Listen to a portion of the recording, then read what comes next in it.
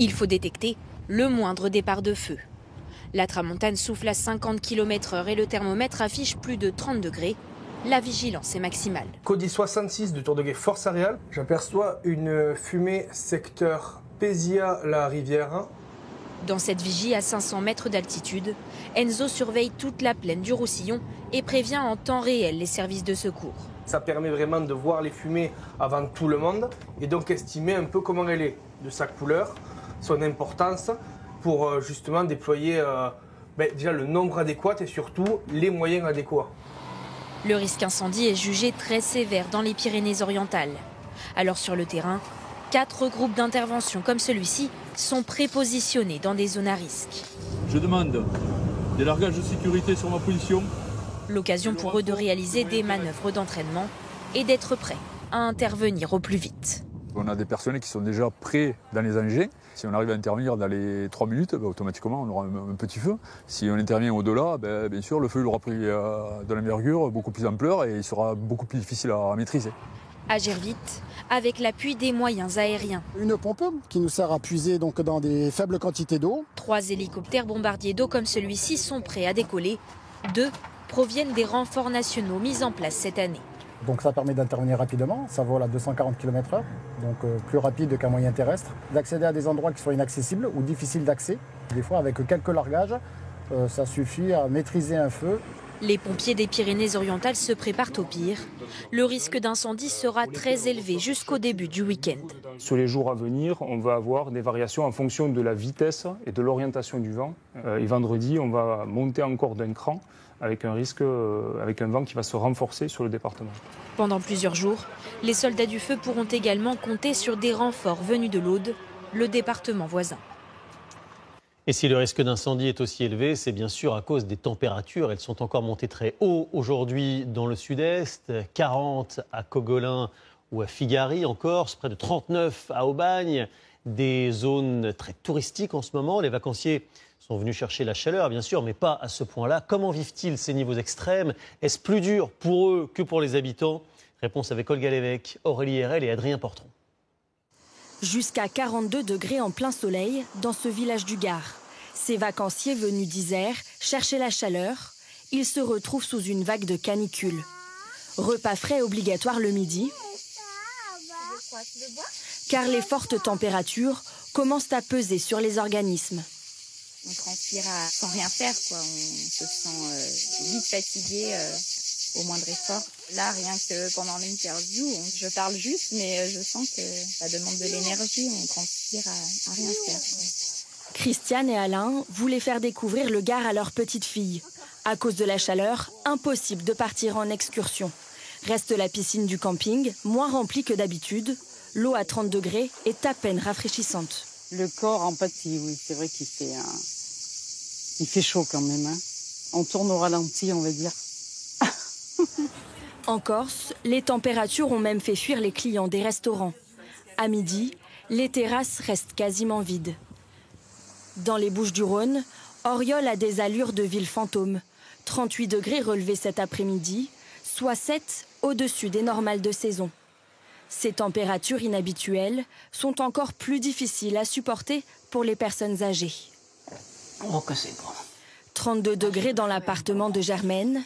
Sa technique pour rester au frais? Ah, mais c'est trop bon. S'asperger d'eau en permanence. Ça fait au moins 10 fois par jour. À Marseille aussi, les habitants cherchent à se rafraîchir. Depuis ce matin, la plage des Catalans est prise d'assaut. Exceptionnellement, elle restera ouverte toutes les nuits jusqu'à la fin de la vigilance canicule. D'autres Marseillais, comme Nathalie, ont leur coin secret dans l'arrière-pays. 30 minutes de voiture pour trouver cette rivière méconnue des touristes. C'est plus frais en tant que canicule, c'est ombragé, c'est agréable, c'est calme. La vigilance canicule orange est maintenue demain dans 9 départements du sud de la France. Et justement, pour échapper à cette canicule dans le sud-est, de nombreux vacanciers ont choisi d'aller en montagne. Sauf que cette année, même dans les Alpes, le thermomètre atteint des niveaux particulièrement élevés. Suzanne Prez et David Paturel sont montés à 1600 mètres d'altitude. Regardez. Tongs, casquette et même maillot de bain. C'est la plage à la montagne. Fini l'équipement de randonnée. En pleine station, les vacanciers ont changé de look et d'activité. C'est la première fois qu'on vient l'été en montagne. Non, c'est pas du tout ce que je m'attendais à faire. 31 degrés, à 1600 mètres d'altitude, dans le massif de la Lausière. Il y a de quoi être surpris. Oui, c'est de plus en plus chaud, c'est de plus en plus difficile. Surtout moi, qui n'ai pas forcément la forme athlétique. Un peu d'eau et c'est reparti. Pas toujours évident, surtout pour les habitants de la station, car il fait 5 à 10 degrés de plus que d'habitude. Quand les gens nous disent « Oh mais vous avez de la chance, ici il fait que 30 degrés ou 25, voilà », mais on dit non parce que nous, notre organisme n'est pas habitué à ces températures. Il y a eu des étés où effectivement le 14 juillet, on l'a passé avec un bonnet sur la tête, sous la pluie, où il faisait 4 degrés dans la station et un peu de neige sur les sommets. Et c'était il n'y a pas si longtemps. Pas le choix, il faut s'adapter à ces températures. Vous avez bien vu qu'il fait chaud, donc c'est pour ça qu'on a choisi de venir quand même plus dans les coins ombragés. Pour continuer d'attirer les touristes, ce guide a dû changer ses itinéraires de randonnée. Du coup, on a privilégié tout ce qui est en forêt ici, plutôt que d'être ici au niveau des clairières. Enfin, ils auraient été en plein cagnard toute l'après-midi et là, ils auraient eu vraiment très très chaud. Même ici, on est rapidement essoufflé. On transpire beaucoup, surtout sur les chemins, en balade. Et quand on rentre le soir, on est bien fatigué. Quand chasser l'ombre devient l'activité principale en montagne. Autre exemple, sur cette terrasse de restaurant. Cela n'empêche pas de garder les bonnes habitudes. On mange des choses fraîches, la tartiflette. Il devrait faire moins chaud le reste de la semaine, avec quelques averses prévues dans la vallée. Et oui, une bonne tartiflette par 30 degrés, ça marche toujours. Alors on le voit, ces vagues de chaleur, elles reviennent maintenant chaque année. Certaines communes tentent de s'adapter. Le mieux, c'est de faire pousser des arbres, mais on peut aussi changer le revêtement de certaines routes. Sauf que ça coûte cher et le résultat n'est pas spectaculaire. Baptiste Guénet, Paul Bouffard et Irina Fourny sont retournés dans des villes où nous avions suivi la mise en place de ce genre d'aménagement. Cuers, sous la canicule. Plus de 35 degrés à l'ombre en plein après-midi. Les vagues de chaleur deviennent ici chaque été de plus en plus longues, de plus en plus intenses. Pour faire redescendre la température, la ville avait l'année dernière tenté une expérience. Substituer au béton bitumineux de la pierre couleur ocre. Depuis, 3 nouvelles rues ont également changé de teinte. Cette couleur plus claire absorbe moins la chaleur et fait baisser la température du sol, presque 8 degrés de moins sur ce relevé. La partie d'enrobé noire, on voit tout de suite qu'il y a pratiquement 61 degrés, et la partie ocre qui est ici, à laquelle on tombe à 53. C'est quand même chaud, hein, on n'est pas à 0 degré, hein. On est aux alentours de 40-50 degrés, mais c'est surtout comme la nuit, où la restitution de chaleur est bien moindre que si ça avait été un enrobé noir. Ce revêtement coûte tout de même 2 fois plus cher qu'un enrobé classique. Forcément, ça avait un impact sur les finances de la ville. Dans des rues comme ça, on ne peut malheureusement pas planter d'arbres. Donc on est obligé de trouver d'autres solutions. Si le revêtement fait baisser la température du sol, difficile d'évaluer ses effets sur la température de l'air. Ses habitants ne semblent pas vraiment convaincus. Au départ, c'était assez chouette et finalement, ça a perdu très vite la couleur.